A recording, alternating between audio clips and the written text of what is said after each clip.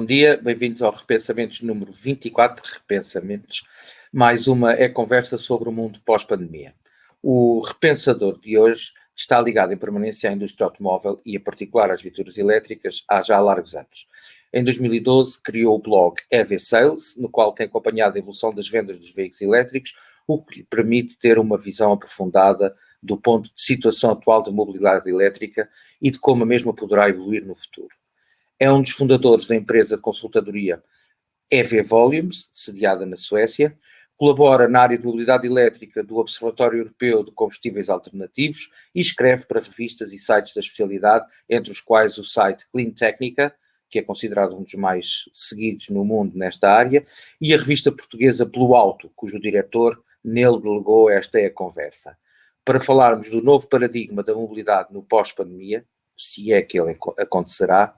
Bom dia, José Pontes. Bom dia, António. É um prazer estar aqui. Muito obrigado. É um prazer também tê-lo connosco. José Pontes, antes de mais, deixe-me perguntar-lhe, como faço sempre, como é que viveu este período de confinamento e agora esta fase de início de desconfinamento, tanto pessoal como profissionalmente?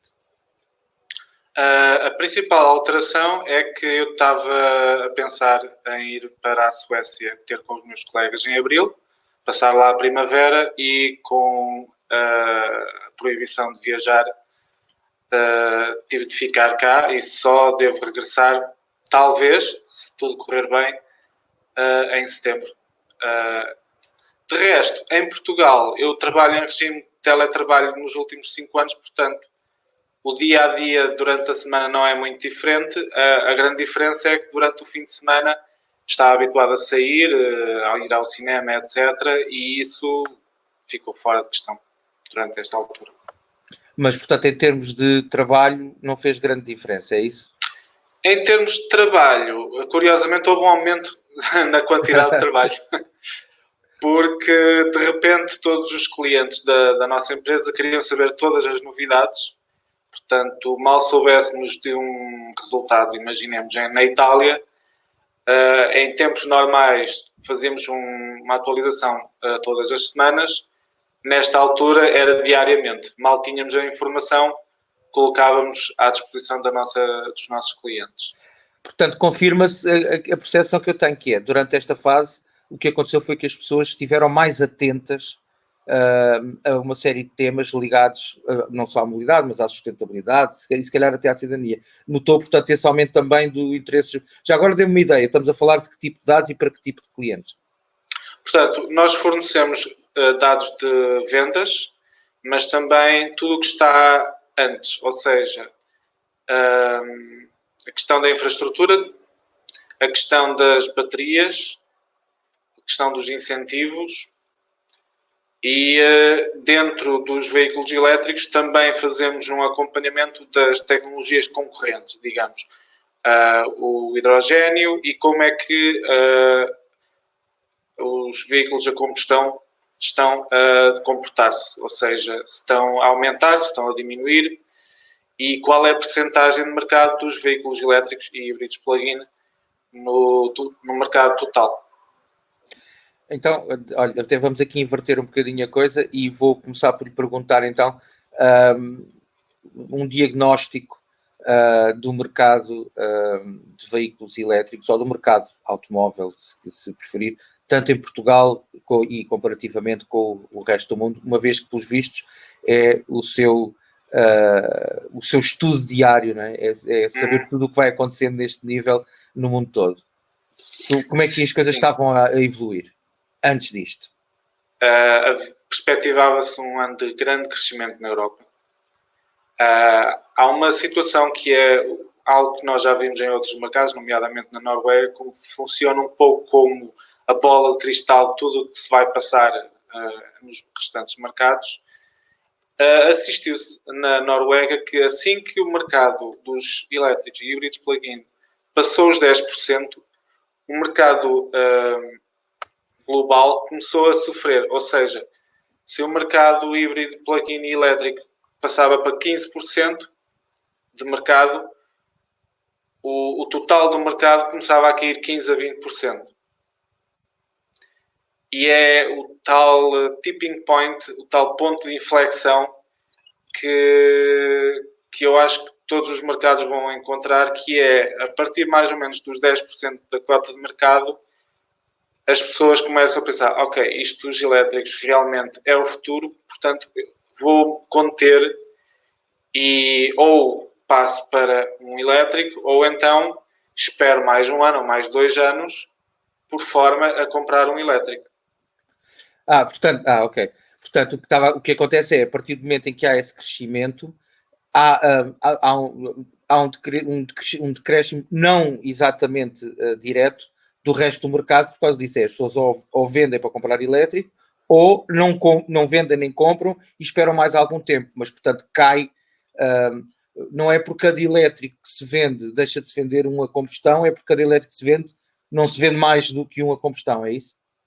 Sim, porque lá está, a partir do momento em que começa a tornar-se algo relativamente normal e o nosso vizinho ao fundo da rua começa a ter um elétrico, as pessoas começam a consciencializar-se de que realmente o futuro já chegou. Ouvimos falar sempre que o carro elétrico é o futuro, é o futuro. É o presente, eu costumo dizer, é o presente. Exato. Já é o presente, está ali. Acontece que o futuro já chegou e as pessoas começam a pensar, ok, então em vez de gastar 15, 20, 30 mil euros num veículo que eu sei daí a 4 anos vai valer pouco, mais vale aguentar o que tenho agora, ou se puder, troco já por um elétrico ou um híbrido plug-in. Exato. Até porque, entretanto, os estigmas têm caído, não é? Os das autonomias, sim, das redes de abastecimento, por aí fora, os estigmas vão caindo. E até o do preço, na realidade, hoje em dia em Portugal, por exemplo, uma empresa, já é mais barato comprar um elétrico do que um equivalente a combustão. Infelizmente ainda não para o comum dos mortais, mas para as empresas já é substancialmente mais barato. Além de depois na operação nem tem comparação possível, não é? Sim. Aliás, o mercado das empresas em Portugal é bastante forte nos elétricos e nos híbridos plug-in, por forma que eu direi que a maior parte das compras, especialmente nos híbridos plug-in, são de empresas. Os híbridos plug-in, isso normalmente são tipos comerciais e tal que ainda têm algum medo de não conseguir fazer os quilómetros todos que precisam, não é? Sim. E nos decisores das empresas, como é que tem visto esta evolução de mentalidade? Que ainda não se traduziu em muitos casos numa evolução de comportamento, portanto de compra, mas como é que acha que tem estado a haver esta evolução? A evolução é enorme, não só por parte de quem é cliente, mas dos próprios distribuidores. Porque eu lembro-me que há 5 anos atrás havia certas marcas em Portugal que pura e simplesmente tinham um concessionário no país todo que vendia carros elétricos. E pior ainda, eu costumava dizer, o pior cancro dos carros elétricos são os vendedores de automóveis, porque ninguém lhes ensinou nada sobre os carros elétricos. E acontecia bastante, inclusivamente em feiras da especialidade, a ouvir vendedores a estarem a dizer, não, compre-nos a gasolina.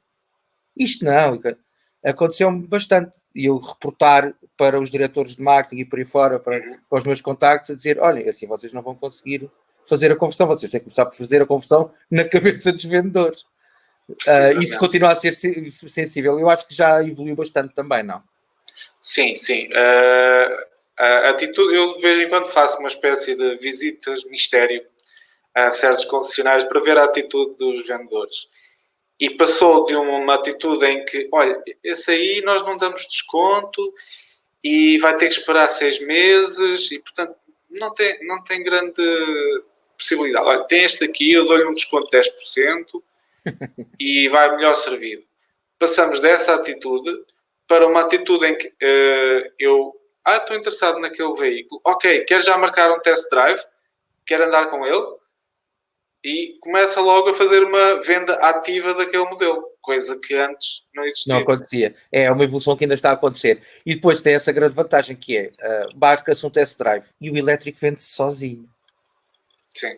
Não é? Isso é muito curioso. Eu tenho tido muito essa experiência. Por isso mesmo é que nós, tirando estas coisas assim e as palestras e tal, aquilo que nós gostamos mesmo de fazer, o nosso eixo de atuação, é a sensibilização pela experimentação. E por isso pomos as pessoas a experimentar todo o tipo de soluções sustentáveis, carros elétricos, motos elétricas, bicicletas elétricas, pomos a andar neste brinquedo que está aqui atrás, um kart elétrico, 2 lugares, ao lado dos nossos pilotos, e os 2 lugares é isso, assim podemos fazer em todo o lado, porque nós sabemos o que é que estamos a fazer, não é? Não ficamos dependentes da perícia ou da consciência das pessoas. E os resultados são fantásticos. Chega a acontecer nós vermos, ou na cara da pessoa, ou até mesmo no discurso, logo ali uma evolução. E em relação aos vendedores de automóveis, curiosamente, por exemplo, no ano passado e há 2 anos fizemos ações com um parceiro da área financeira que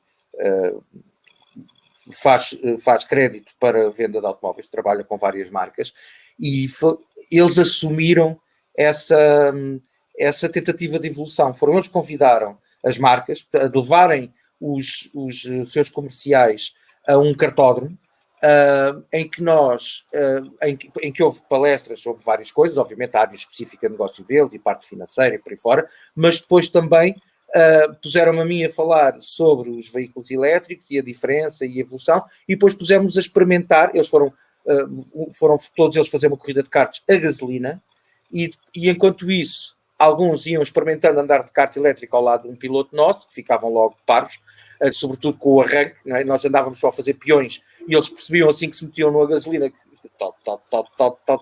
nunca jamais conseguiriam fazer o mesmo. E depois os melhores, como prémio, os 3 primeiros por corrida, iam dar umas voltas à pista com um elétrico nosso, com a mesma potência do que o que tinham dado a gasolina. E a sensibilização ficava feita. Eram eles próprios que se sensibilizavam. Então os que já tinham andado tornavam-se vendedores de elétricos para os outros. A experimentação faz maravilhas, não é, Zé? Sim, sim. Aliás, há um exemplo que eu costumo dar, que é o seguinte. O Nissan Leaf em 2011 tinha metade da autonomia que tem agora e custava mais de 8.000 euros. Tinha menos de metade. Ou menos de metade, exatamente. 150 reais e tal, agora vai aos 380, se for preciso. E é mais barato, 8.000 euros. Sim. Vamos para um Volkswagen Golf. Será que o Volkswagen Golf de 2011 é muito diferente do atual, em termos de consumos, em termos de potência? É uma questão marginal. Falar da combustão. Sim, sim. A questão é que depois temos aí outra questãozinha também. Não é muito diferente, obviamente. Bom, tem mais umas coisinhas eletrónicas e tal, mais uns extrazinhos. A questão é que há muitas marcas, e agora não vou especificar, porque nem é bem o caso da Volkswagen, mas há muitas marcas que o que têm feito para ir combatendo esta evolução é ir baixando também, fazendo quase dumping nos carros a combustão. Para que as pessoas, para continuar a manter-se este estigma de o elétrico é mais caro. Na realidade, o mais caro no elétrico são as baterias, o resto é mais barato do que a combustão porque tem muito menos coisas, e eu vejo pelo nosso exemplo que a bateria daquele carro de 2 lugares no final de 2015, uma bateria de 40 amperes custou 2.400 euros. Nós hoje em dia compramos baterias de 50 amperes, portanto mais potentes, por 600. Sim, sim. Aliás, e a evolução nos carros elétricos vai ser essa. Se estamos a falar de uma duplicação da autonomia, ou mais duplicação em 8 anos, o mesmo irá acontecer daqui a 5 ou 8 anos. Ou seja, será normal um carro com, 20.000 euros ter 600 km de autonomia. E então aí é que não há, pura e simplesmente, combate possível por parte dos veículos a combustão.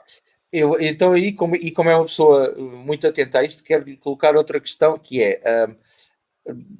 isso até pode ser exponencial na realidade, ou seja, essa evolução ainda a acelerar. A questão é, nesta tecnologia atual de baterias de íons de lítio e neste formato, estamos, pelo que dizem os entendidos e os engenheiros, muito próximos já do limite de desenvolvimento. Não há muito mais por onde desenvolver isto.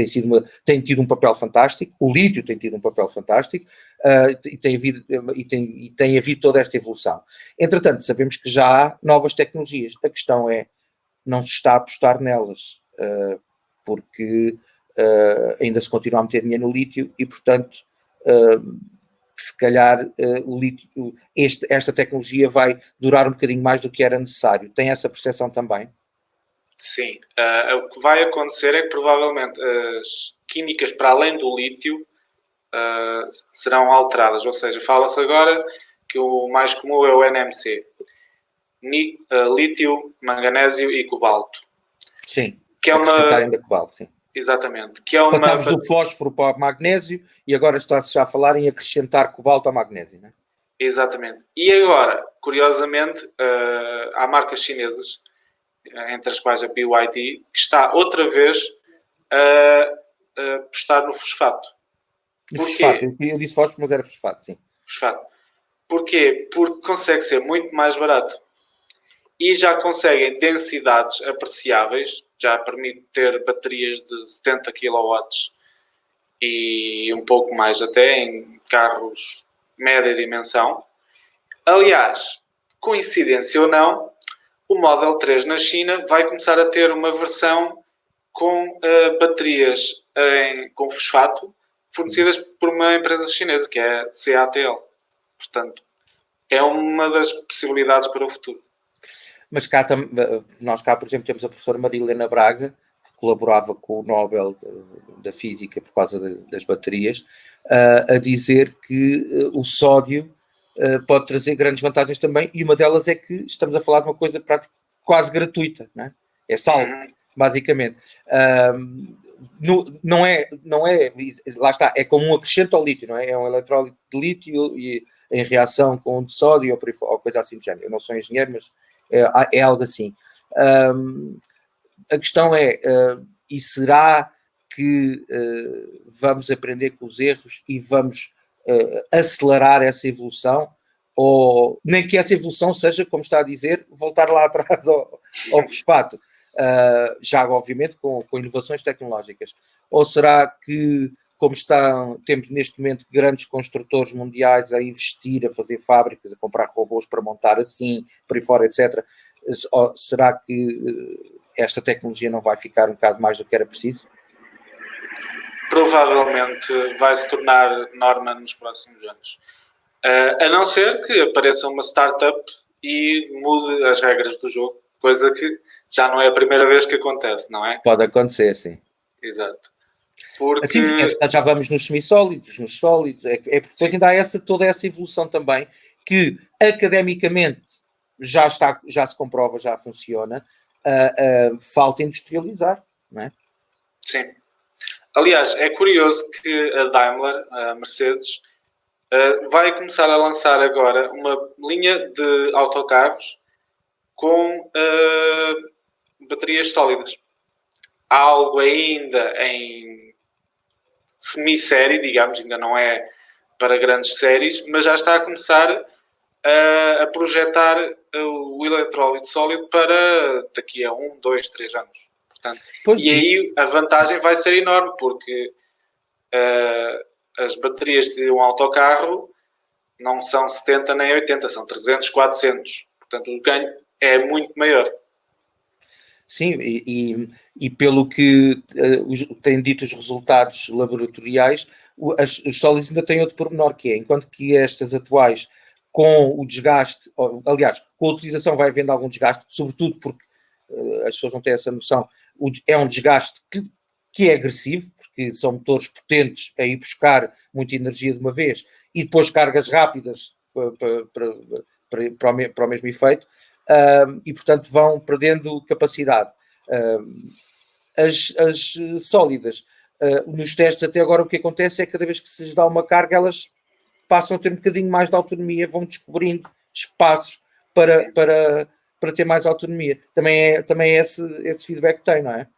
Sim, sim. Aliás, para mim a questão da durabilidade era verdade em 2011, 2012, 2013, com as primeiras baterias. Neste momento já começa a ser algo secundário. Aliás, o Lexus 300 elétrico, que vai sair dentro de poucos meses, assegura uma garantia de 10 anos ou 1 milhão de quilómetros.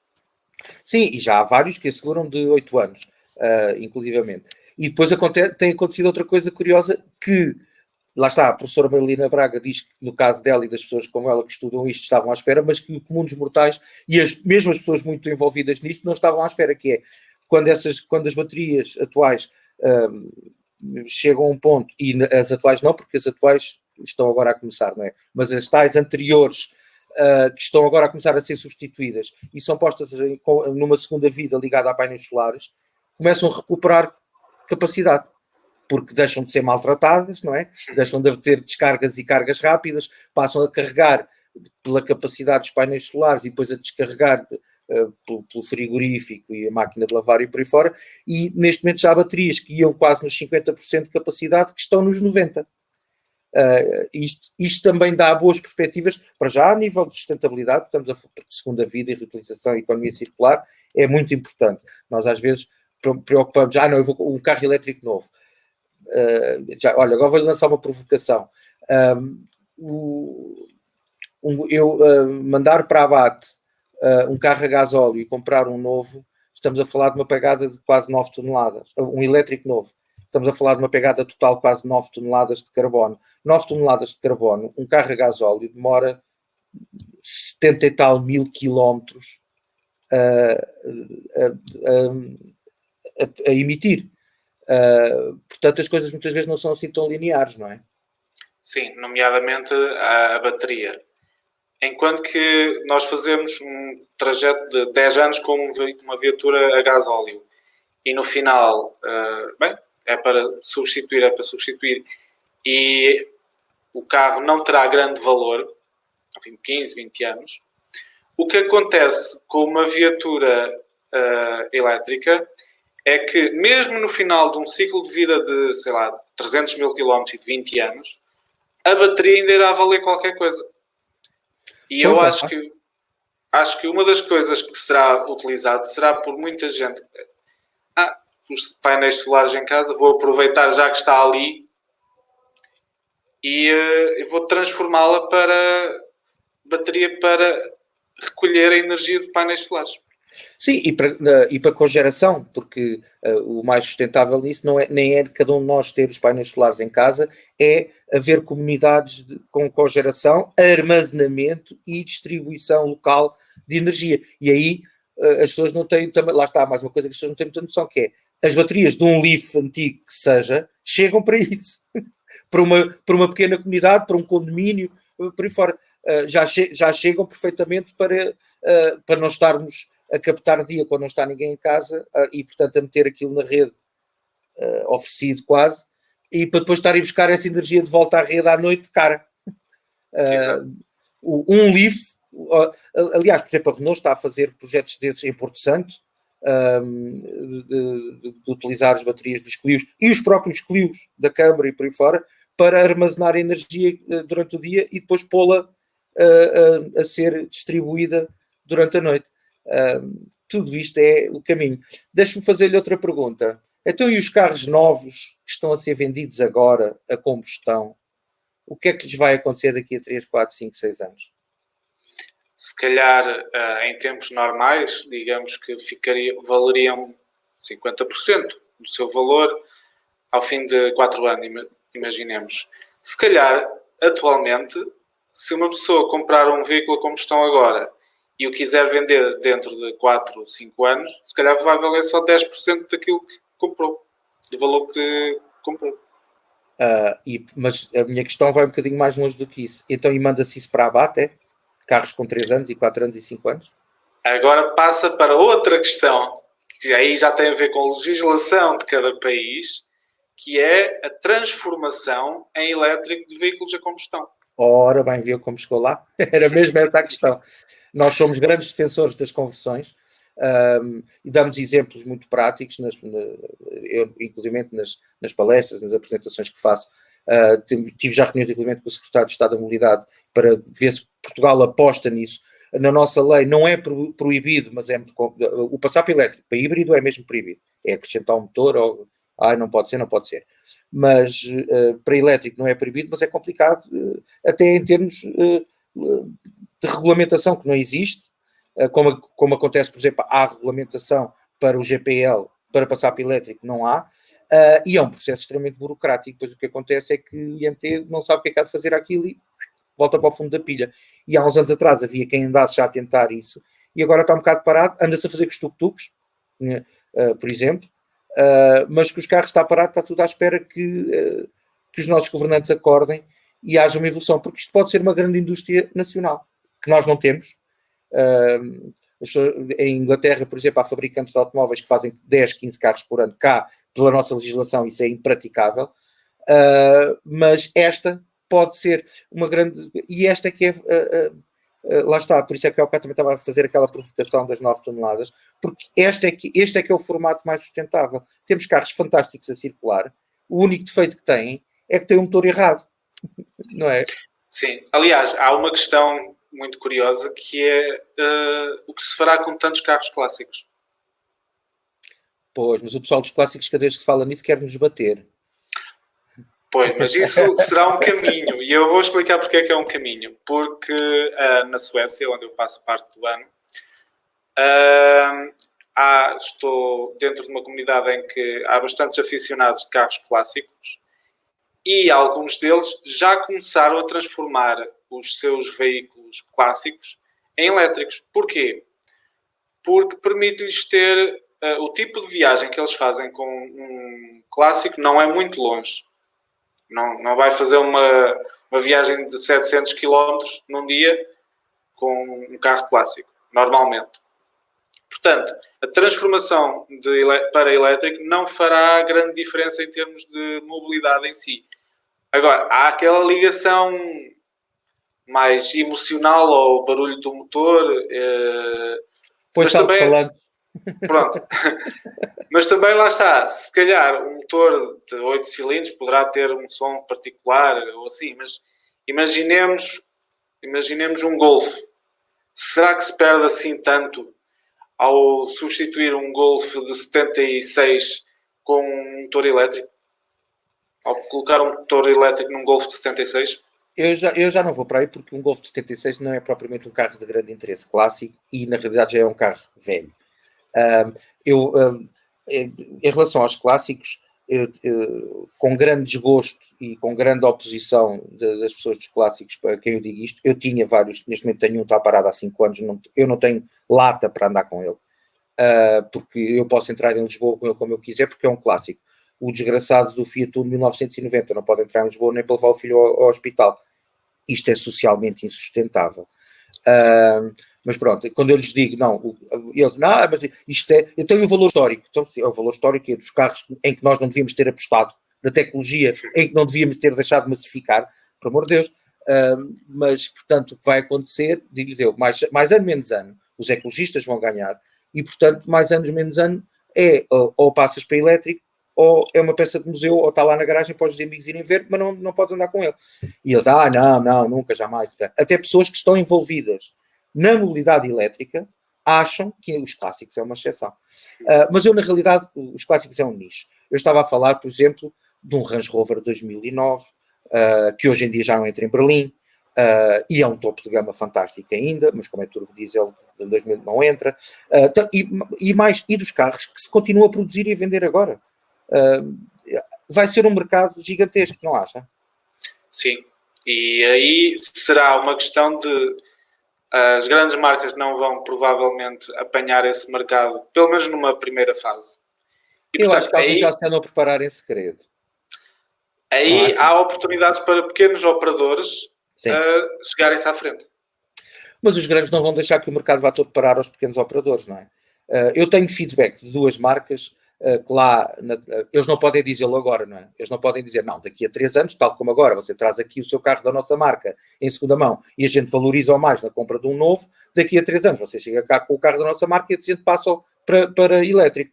Porque durante 3 anos não vendem carros novos, não é? Se disserem uma coisa dessas. Portanto, eu acho que estão a fazer em segredo, tirando a Jaguar e a Aston Martin, que já anunciaram mesmo que vão ter departamentos para fazer isso. Mas é claro que eles também não estão a falar do Aston Martin sair agora do stand e a seguir entra na oficina para ir passar para elétrico, não é? Eles estão a falar mais dos clássicos, mas eu acho que vai ser um mercado muito, muito grande e é o que é mais sustentável, não é? Agora vamos ver a quanto tempo é que isto ainda vai demorar. Sim. Estamos a perder tempo, não é? Não é só as marcas grandes, não é só os fabricantes grandes, estamos todos a perder tempo com isto e a continuar a poluir porque nós preocupamos muito com a pegada da utilização. Esquecemos que na maior parte dos casos, e no elétrico, por exemplo, a percentagem, apesar de poluir menos a produção, a percentagem, como depois a utilização não tem quase pegada, a percentagem de pegada da produção é muito considerável, é muito grande. E nós estamos sempre preocupados só com a utilização, não é? Isso também, nos vossos dados e naquilo que vocês dizem aos vossos clientes, também vai sendo uma vertente que vai sendo abordada, ou não? Sim, porque isso é especialmente verdade no que toca aos veículos híbridos plug-in, que é o híbrido que tanto pode ser utilizado de uma maneira bastante elétrica, ou seja, um utilizador pode utilizá-lo como elétrico durante a semana e ao fim de semana fazer viagens com motor a combustão, como pura e simplesmente a pessoa nem se dar ao trabalho de ligar o carro à corrente e, portanto, usá-lo como um híbrido normal. Sim. E isso varia muito de utilizador para utilizador, se comprou a nível privado, se comprou a nível da empresa, porque quem compra privado procura maximizar a parte elétrica, quem comprou como carro da empresa muitas vezes não está para se chatear. É o patrão que paga, não é? Exatamente. E, portanto, a imagem vai variando bastante de país para país. Se há países em que a compra privada é maior que a dos carros de companhia, então aí a utilização dos híbridos plug-in é como deve ser, ou seja, maximizando a parte elétrica. Se é baseado em carros de empresa, então basicamente estão a usá-los como híbridos, e foi isso que aconteceu na Holanda durante anos. Sim. E foi por isso que acabaram os incentivos aos híbridos plug-in na Holanda. É porque na realidade estávamos a falar de um carro um bocado mais pesado até, não é? E que usado como se fosse um carro a combustão até tinha um consumo superior. Quando na realidade podia ser um carro, mas depois utilizado como deve ser, e o como deve ser não é só carregar ou não carregar, tem a ver com o pezinho direito também, não é? E a maneira como ele se utiliza. Podem ser carros que fazem 1,5, 2 litros de consumo de combustível aos 100 km, o que já é uma redução, já é uma coisa, já é um caminho para a sustentabilidade, não é? Já é uma redução muito considerável. Sim, sim. Dentro deste mercado há muitos puristas do elétrico em que dizem que não deve haver incentivos para os híbridos, e eu curiosamente estou um pouco entre os dois, ou seja, reconheço que há um papel para os híbridos, principalmente para pessoas que vêm de veículos a combustão, e esta coisa do elétrico e ter de carregar o carro e depois estar dependente da autonomia assusta muita gente. Mas eu acho que os híbridos, inclusive, eu acho que o papel dos híbridos está já quase a terminar. Cumpriram esse papel. Agora, a conversão para híbrido, essa sim, em frotas profissionais, porque é aí que está a grande pegada. Os nossos carros, 95% do tempo estão parados. Enquanto que temos carros profissionais a fazer 300, 400 km todos os dias. E é aí que está uma percentagem gigantesca da pegada. Muitos desses carros têm uma característica também que é, têm espaço para se lhes acrescentar uma bateria e um pequeno motor elétrico e eles passarem a ser híbridos, e sobretudo os de utilização urbana e com esse jeitinho de pé direito, podem ser carros que passam de consumos de 7 ou 8 ou 9 para 2 ou 3 ou 4. E numa fase intermédia, em que ainda há poucas soluções de veículos elétricos comerciais, e sobretudo se formos para os pesados, não há ainda sequer, essa poderia ser uma fase intermédia também que devia ser incentivada, não acha? Sim, sim, especialmente nos veículos pesados. Sim. Porque se o mercado a nível de veículos ligeiros já está, digamos que a despegar, e já estamos a entrar no consumidor normal, aliás, vi agora os resultados de maio em Portugal, chegamos a uma percentagem de mercado de 15% entre elétricos e híbridos plug-in, portanto, é uma questão de tempo. Na questão de veículos pesados, autocarros e caminhões, a situação está muito mais atrasada. E, portanto, aí seria uma oportunidade para fazer muitas reconversões. E depois há outra questão. A quantidade de combustível que iríamos poupar em reconverter ou para elétrico ou para híbrido é enorme. A possibilidade de poupança de combustível. É que não só poupamos nas emissões, como rapidamente o investimento da conversão é recuperado com aquilo que se poupa em combustível, não é? Exatamente. Pois, mas é uma ideia que não está fácil de entrar, nem nos decisores, nem nos governantes. Eu, por exemplo, sei a Barraqueiro está a fazer um protótipo de um autocarro a passá-lo para híbrido, que tinha, de uma frota que eles têm parado. É que depois, ainda por cima, a maior parte destes veículos têm um período de vida relativamente curto, o que também é insustentável. E isto, assim, é uma forma de lhes prolongar essa vida até termos soluções 100% sustentáveis, não é? Mas eles estão essa frota tem uma característica curiosa que era de transporte escolar, mas foram mal carroçados e, portanto, têm pronto carga. Ora, pronto carga, baterias. Está lá o espaço já. E então, juntamente com o Isel, com os nossos parceiros do Isel, com quem nós fizemos também já uns dos nossos protótipos de carros, estão a converter isso. Eu não sei como é que está, não falo com eles desde antes da pandemia, mas sei que inclusivamente já há um acordo com uma Câmara Municipal para ele passar a ir andar na estrada a fazer teste e por aí fora. É uma grande solução. E mais, e que não seja, em alguns casos, poderá não ser para 100% elétrico, porque é um investimento substancialmente superior, para já, mas ao passarmos um caminhão ou um autocarro para híbrido, estamos-lhe a dar mais alguns anos de vida, o que é sustentável, estamos a baixar-lhes as emissões, o que é sustentável, esse investimento é recuperado, facilmente recuperável, o que é financeiramente sustentável, e quando daqui a 3, 4, 5, 6 anos, quando houver soluções elétricas, então logo se vende isso, ou logo se manda para abate e se compra um novo. Mas no vosso meio empresarial já começa a haver esta percepção também nos vossos clientes, ou ainda estamos só no novo e pronto? Sim, também. Mas é curioso a questão dos veículos pesados. É que nós na Europa ainda estamos muito atrasados comparado com a China. A China neste momento produz 93, 94% de tudo o que é veículo pesado elétrico a nível mundial. Sim. A Europa tem um mercado que é 3% do mercado total. A China tem 95%. E mesmo assim, 3% é ótimo, porque os Estados Unidos têm 1%. Okay. Ou seja, a escala que os construtores chineses têm não se compara a nada do que está fora da China. Quando eles finalmente decidirem exportar em massa, eles vão ter uma vantagem de escala que mais ninguém vai ter. Como aconteceu com as baterias.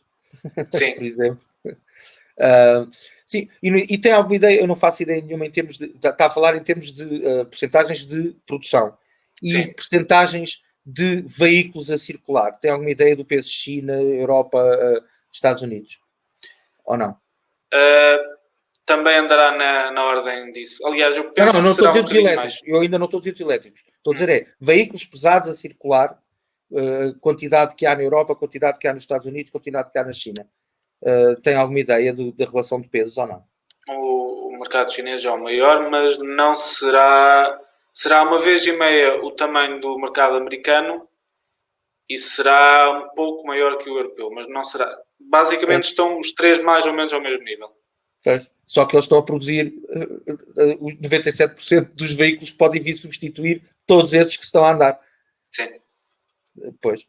Nós temos andado um bocadinho a dormir nisso, e isso não tem a ver só com a mobilidade, temos deixado que esta globalização, na realidade, seja uma deslocalização da produção, o que não é propriamente uma globalização, é só um disparate. Tanto que agora, de repente, percebemos que se quisermos um ventilador, temos que ir lá comprá-lo ao preço que eles quiserem vender e a concorrer com o vizinho do lado que diz que dá mais 25 tostões e fica eu com o ventilador. E olha, isto leva-nos a...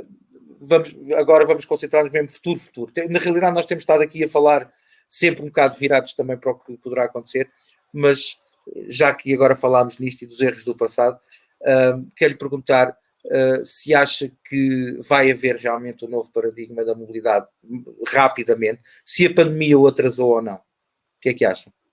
Eu acho que a pandemia atrasou, porque antes da pandemia falava-se em três revoluções. A revolução da eletrificação do transporte, a revolução da autonomia e da desmaterialização do transporte. Ou seja, deixávamos de ter um veículo próprio, nós apenas encomendávamos, através de uma app, uma espécie de Uber, mas sem condutor, encomendávamos um veículo para ir da Baixa de Lisboa até Cascais, por exemplo. Mas para isso há transportes públicos. Ou outro tipo, exatamente. E, para além disso, havia também o transporte público. Uhum. Portanto, iria ser tudo integrado. E, portanto, a propriedade individual do veículo iria cair em desuso. E acha que a pandemia está a atrasar isso? Vai atrasar isso? Sim. Aliás, as primeiras indicações do que se está a passar na China é que as pessoas estão a privilegiar o transporte individual. Pois. O transporte coletivo está a cair na ordem de 30%, 40%, 50%. E ou as pessoas estão em teletrabalho, ou então, necessitando de se transportar, usam o transporte individual. Mas isso é por causa do receio de contágio, certo? Certo. E será agora uma fase. Acha que essa fase vai determinar... E depois ainda temos outra coisa que é os preços malucos a que está o petróleo, né? Mas pronto, acha que isso vai projetar-se no futuro, criando um real atraso, ou é uma fase que depois recuperamos? É porque ao mesmo tempo que temos isso, temos também a percepção de que as pessoas estão, como aliás já disse, que as pessoas aproveitaram este tempo para ganhar consciência, para evoluir mentalidades e para querer evoluir comportamentos.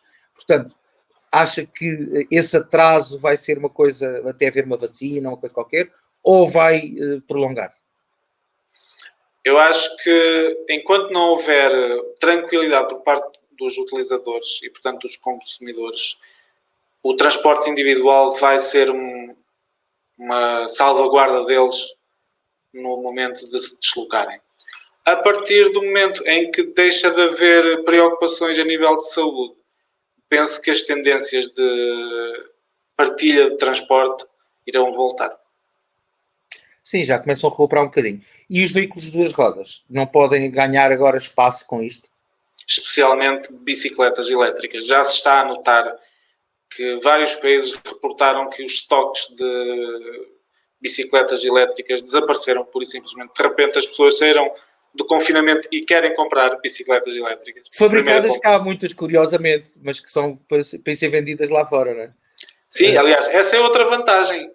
Ou seja, estamos a voltar a uma produção local, que é algo que devemos incentivar. É, só que neste caso as que são produzidas cá são de marcas estrangeiras, portanto na realidade são produzidas cá, vão lá e os importadores e os nossos representantes trazem-nas de volta. Há aqui também coisas a corrigir. Por falar em coisas a corrigir, e antes de lhe perguntar agora mais no geral e pedir alguns conselhos do que acha que nós podemos fazer exatamente para que estas coisas que estavam mal melhorem, deixe-me só dizer que quero convidá-lo para estar connosco no dia 18 de junho no One Mobility Online, é mais um, em que vamos estar exatamente como a ser com um painel de oradores a debater estes assuntos, o novo paradigma da mobilidade em geral pós-Covid e depois um segundo painel sobre os veículos elétricos em particular. E vai servir também para terminarmos em beleza este repensamento.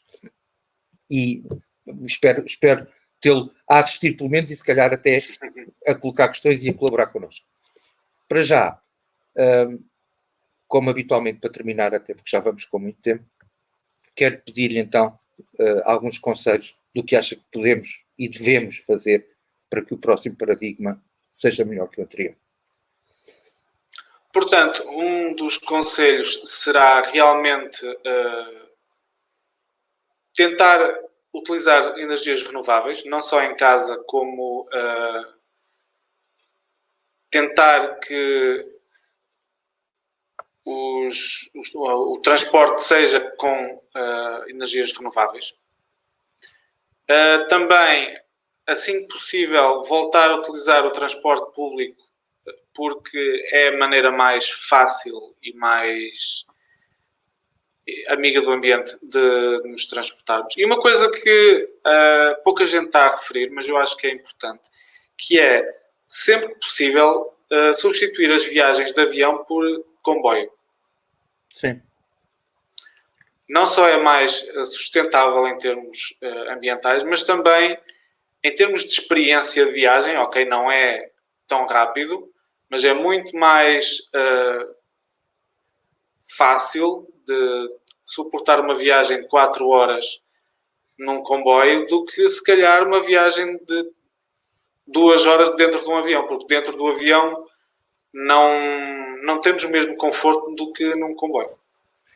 Sim, mas se fôssemos falar agora do transporte aéreo e marítimo, estávamos aqui mais várias meias horas, porque infelizmente até as metas de redução de pegada que não estão a ser e que não têm estado a ser cumpridas, deixam de fora a maior pegada, que são a desses dois transportes. Mas pronto, e como eu disse, isso ia dar-nos muitas meias horas mais. José, bom, para terminar, agora mais algum conselho, mas sem ser especificamente da mobilidade. Ocorre-lhe alguma coisa que nós possamos mudar no nosso dia-a-dia, no nosso comportamento, para que a nova normalidade seja melhor que a anterior? Plásticos. Procurar comprar a grosso e não pequenas embalagens de 50 gramas que vamos estar sempre a comprar todas as semanas. Se calhar mais vale comprar uma vez num mês uma embalagem maior e dure para o mês inteiro do que estar todas as semanas a comprar uma embalagem mais pequena. Não só poupa-se em termos de plástico, como em termos de valor unitário, digamos, acaba por valer a pena. Fica o conselho. Fica também o conselho para quem nos está a ver de seguir a EV Sales e aos muitos decisores empresários que nos estão a ver para consultarem a EV Volumes, que poupam muito tempo, porque é o que eles fazem, todos passar os dias a recolher informação que depois disponibilizam. José Pons, muito obrigado.